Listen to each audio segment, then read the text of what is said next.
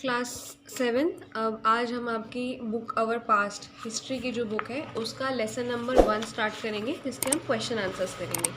Lesson number 1 हम explanation already finish कर चुके थे, ट्रेसिंग चेंजेस थ्रू 1000 ईयर्स। तो अब हम इसके क्वेश्चन आंसर्स आज शुरू करेंगे। तो सबसे पहले हैं आपके इन टेक्स्ट क्वेश्चंस। इन टेक्स्ट क्वेश्चंस कौन से होते हैं? जो आपको बुक के बीच में मिलते हैं, जैसे कि ये और ये, इस तरीके के जो क्वेश्चन है ये इन टेक्स्ट क्वेश्चन होते हैं। तो पहला इन टेक्स्ट क्वेश्चन है, look at the areas in the interior of subcontinent map 2 of the textbook. यानी कि सब कॉन्टिनेंट मैप आप देखेंगे इस पर। Are they as detailed as those on the coast? Follow the course of river Ganga and see how it is shown. Why do you think there is a difference in the level of detail and accuracy between the coastal and inland areas in this map? तो आपको बताना है कि पहले के map और अभी के मैप में इतना डिटेल का फ़र्क क्यों है, कि क्या वो इतने ज़्यादा डिटेल्ड रहते थे जैसे कि हमारे रहते हैं? No, the areas in the interior of the subcontinent on map 2 are not as detailed as those on the coast. इतने डिटेल्ड वो नहीं रहते हैं जो अंदर सब कॉन्टिनेंट वाले हैं।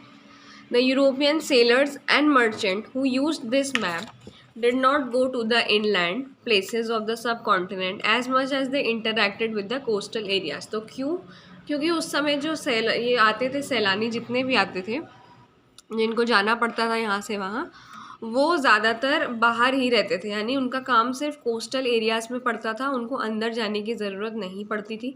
और इसीलिए उन्होंने अपना मैप उसी हिसाब से बनाया था जहाँ पर बाहर के बारे में ज़्यादा डिटेल हो। Therefore, the level of detail and accuracy of coastal areas is better than the inland areas in the map. और इसलिए जो उनकी डिटेल और एक्यूरेसी है बाहर की वो ज़्यादा थी। Can you think of any other words whose meaning change in different context? क्या और ऐसे वर्ड्स हैं जिनके अलग अलग मतलब हो जाते हैं? जैसे जन, initially it was used to address people और ग्रुप ऑफ पीपल। यानी कि पहले जन मतलब होता था लोग, बाद में इसको किसी भी ज़मीन के बारे में बोलना गया। When was paper more expensive and easily available? In the 13th और the 14th century? कब पेपर ज़्यादा महंगा और आसानी से मिलने वाला हो गया था? 13th सेंचुरी में ज़्यादा महंगा हो गया था और ज़्यादा जल्दी अवेलेबल हो गया था 14th सेंचुरी में।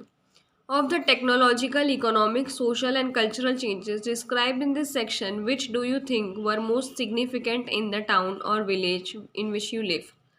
स्टूडेंट्स को ये खुद से करने के लिए बोला गया है कि technological changes did not have much impact on village और town life, but social, cultural and economical changes had greater impact on village life. मतलब किस चीज़ का ज़्यादा प्रभाव पड़ा है ये आपको सोचना है खुद।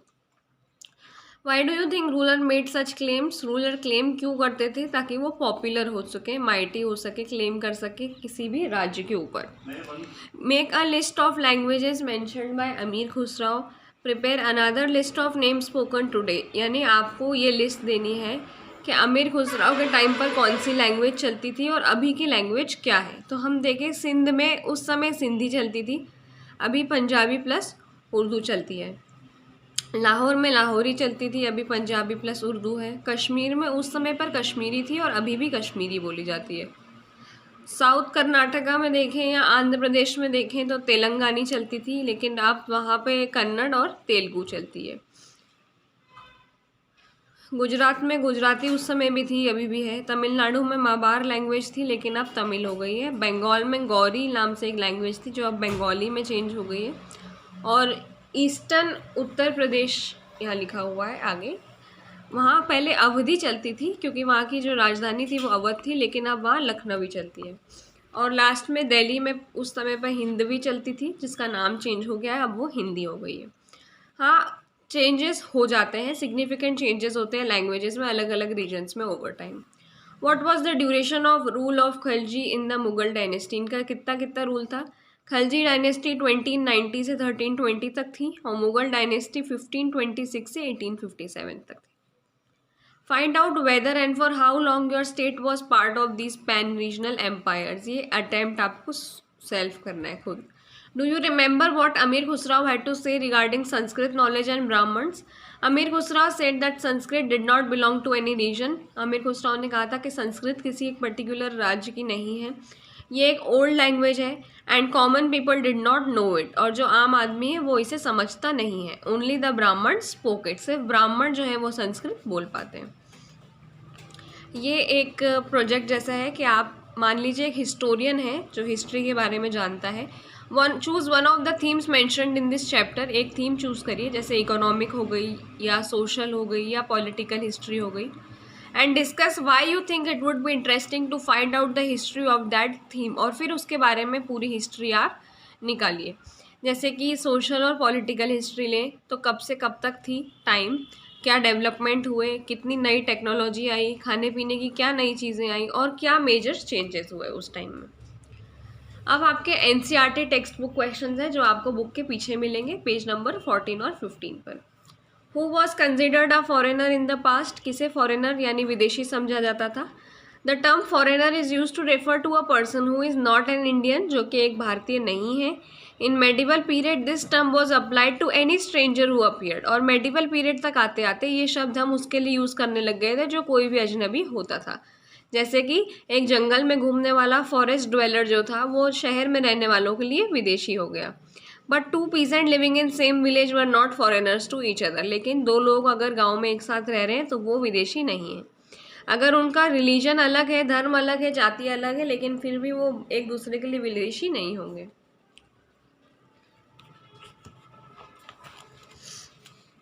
ये तो ट्रू और false, fill in the blanks. List some of the technological changes associated with this period. क्या क्या टेक्नोलॉजिकल चेंजेस थे। Use of Persian wheel for irrigation, यानी हमने पर्शियन व्हील का इस्तेमाल करने लगे थे। Use of spinning wheel in weaving, यानी कपड़े बुनने के लिए, और फायर आर्म्स का भी हम यूज़ करने लग गए थे लड़ाई में। What were some of the major religious development during this period, क्या थे। During this period important changes occurred in the Hindu religion, कुछ इंपॉर्टेंट चेंजेस हुए थे। The Hindu started worshipping new deities, यानी जो हिंदूज थे उन्होंने नई डाइटीज़, यानी मतलब होता है जो मूर्तियाँ होते हैं उनकी पूजा करना शुरू कर दी थी। The construction of temples by royalty and growing importance of Brahmans, the priest were developments of this period, यानी क्या क्या डेवलपमेंट थे कि टेम्पल्स बनने लग गए थे और ब्राह्मण और पुजारी जो थे उनकी इम्पोर्टेंस जो थी वो बढ़ने लग गई थी। One of the major development of this period was the emergence of idea of bhakti, यानी इस समय पर भक्ति का आइडिया आया था। एक लविंग पर्सनल डाइटी, यानी आप मूर्ति रखें और आप उसकी रोज़ इतने भक्त बन जाएं, इतने भक्त बन जाएं कि आपको किसी भी पंडित की ज़रूरत ना पड़े। This was also the period when new religions appeared, यानी कि इस समय में नए धर्म आए। मुस्लिम कुरान को अपनी हॉली बुक मानने लग गए, उन्होंने अल्लाह को अपना एक ईश्वर माना हिंदुज़म के जैसे। Islam was interpreted in a variety of way by its followers, यानी उसके जो फॉलोअर्स थे, मानने वाले थे, वो उसको अलग अलग तरीके से मानते थे। In what way has the meaning of term Hindustan changed over the century, कैसे हिंदुस्तान का मतलब बदला है। 13th सेंचुरी में हिंदुस्तान का मतलब था एरियाज ऑफ पंजाब, हरियाणा, गंगा और यमुना के बीच की जगह। Term was use in political sense for lands that were a part of dominions of the Delhi sultanate, यानी दिल्ली के आसपास के जितने एरियाज थे उन सब को हम हिंदुस्तान बोल देते थे, जिनमें सब चीज़ें आती थी लेकिन साउथ इंडिया कभी नहीं आता था। लेकिन अर्ली 16th सेंचुरी में जब बाबर आया तो उसने Hindustan to describe the geography, the fauna, the culture and the subcontinent, उसने पूरी जगह को हिंदुस्तान बोला, हर एक चीज़ को उसने हिंदुस्तान का नाम दे दिया। जबकि उस समय पर जोग्राफिकल और कल्चरल आइडियाज़ इंडिया में एग्जिस्ट नहीं करते थे। जो हिंदुस्तान था उसका मतलब पॉलिटिकल और नेशनल नहीं था, जैसा कि आज हम हिंदुस्तान बोलते हैं कि पूरी कंट्री हमारी हिंदुस्तान है।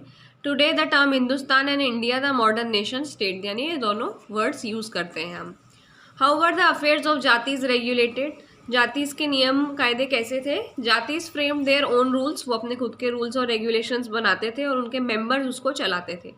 These regulation were enforced by assembly of elders, यानी बड़े बुजुर्गों की एक सभा ये रूल्स को रखती थी। Described in some areas as jati panchayat, jati panchayat इन्हें बोला जाता था। But jatis were also required to follow rules of village, लेकिन जातियों को अपने गाँव के नियम भी मानने पड़ते थे। Several villages were govern by chieftain, यानी चीफ्तान बोल सकते हैं हम, जो मेन कैप्टन रहता था वो उसको रूल करता था, और ये सब मिलकर एक छोटी सी यूनिट बना लेते थे स्टेट की।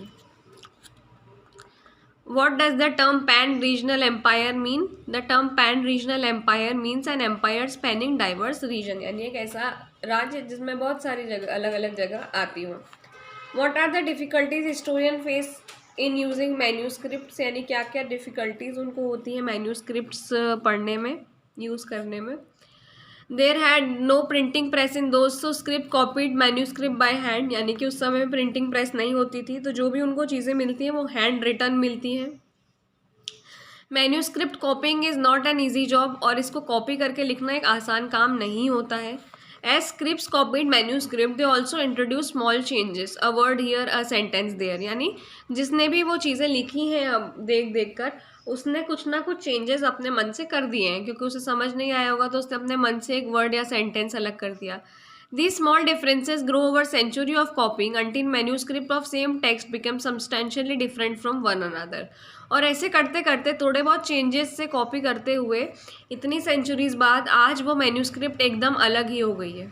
This is a serious problem because we rarely find out the original manuscript of the author today. और ये एक सीरियस प्रॉब्लम है क्योंकि अब हमको उसकी असलियत पता ही नहीं चलती है. हम टोटली डिपेंडेंट हैं उन कॉपीज़ पर जो बाद में लिखी गई हैं. As a result historian have to read different manuscripted versions of the same text, यानी उनको सेम टेक्स्ट के अलग अलग वर्जन पढ़ना पड़ते हैं और गैस करना पड़ता है कि क्या लिखा होगा. How do historian divide the past into periods, do they face any problem in doing so, यानी जो हिस्टोरियंस हैं वो हमारे पास्ट को अलग अलग सेगमेंट्स में कैसे बांटते हैं. Historians divide the past into large segments period that possess shared characteristic, यानी कि वो कैरेक्टरिस्टिक्स देखते हैं कि क्या क्या इस समय में हुआ था और बांट देते हैं. In the mid of the 19th century, the British historian divided the history of India into 3 periods. British historian ने 3 periods में बांटा था, हिंदू, मुस्लिम और British. This division was based on the idea that religion of the ruler was only important historical change, क्योंकि उनका मानना था कि सिर्फ जो रूलर है उनका जो धर्म है वो इम्पॉर्टेंट है डिवीजन करने में. And that there were no other significant developments in the economy, society और culture. Few historians follow this periodization today, यानी आज भी कोई कोई historians इसको मानते हैं, लेकिन ज़्यादातर जो है इकोनॉमिक और सोशल फैक्टर्स देखते हैं कि क्या क्या चेंजेस हुए थे और उस हिसाब से बांटते हैं. Historians face many problems while dividing the past into periods. The reason is that there was a good amount of technological development in medieval period which can be called modern in contemporary context, यानी बहुत सारे technological development हुए थे. Despite that the period is not called modern but medieval, तो almost modern ही था वो period, लेकिन फिर भी उसको मेडिवल बोला जाता है. लेकिन दूसरे हाथ पे मॉडर्न पास्ट जो है वो मेडिवल पास्ट से फॉलो होता है, यानी मेडिवल पहले था. ये एक्टिविटीज़ करने वाली हैं, दोनों मैप को कंपेयर करना है आपको प्रेजेंट डे मैप से, और आपको सिमिलैरिटीज़ और डिफरेंसेस बताना है. तो बहुत सारी सिमिलैरिटीज़ हैं, बहुत सारे डिफरेंसेस हैं दोनों के बीच में. सिमिलैरिटीज़ क्या क्या है, कोस्ट लाइन अभी भी वैसी ही कर्व्ड है जैसी अभी है, वो पहले भी वैसी थी. Location of most of the places shown is और ऑलमोस्ट करेक्ट, यानी करेक्ट जगह बताइए उस समय पर भी जो अभी है. Names of coastal areas are almost similar, नाम भी ऑलमोस्ट सेम है. और डिफरेंसेस अगर हम देखें तो थोड़े बहुत चीज़ें अलग हुई हैं, बाउंड्रीज़ वगैरह थोड़ी सब कॉन्टिनेंट की अलग हुई हैं. Find out where records are kept in your village और सिटी, यानी आपके शहर या गाँव में कहाँ रिकॉर्ड्स रखे जाते हैं, रिकॉर्ड कौन लिखता है, क्या उन्हें छुपा के रखा जाता है, कौन उन्हें मैनेज करता है और किस तरीके से वो रखे जाते हैं.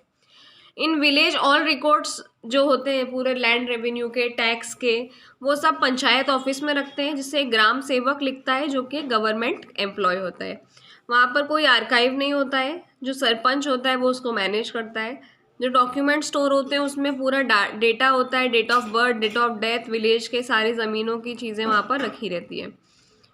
विलेजर्स इस रिकॉर्ड को यूज़ कर सकते हैं जब भी ज़रूरत हो. सर्टिफिकेट इशू होता है विलेजर्स का इस रिकॉर्ड के बेसिस पर. तो ये आपका चैप्टर जो है वो ख़त्म हो गया. ये पूरा, ये यहाँ से लास्ट क्वेश्चन था 15 तक.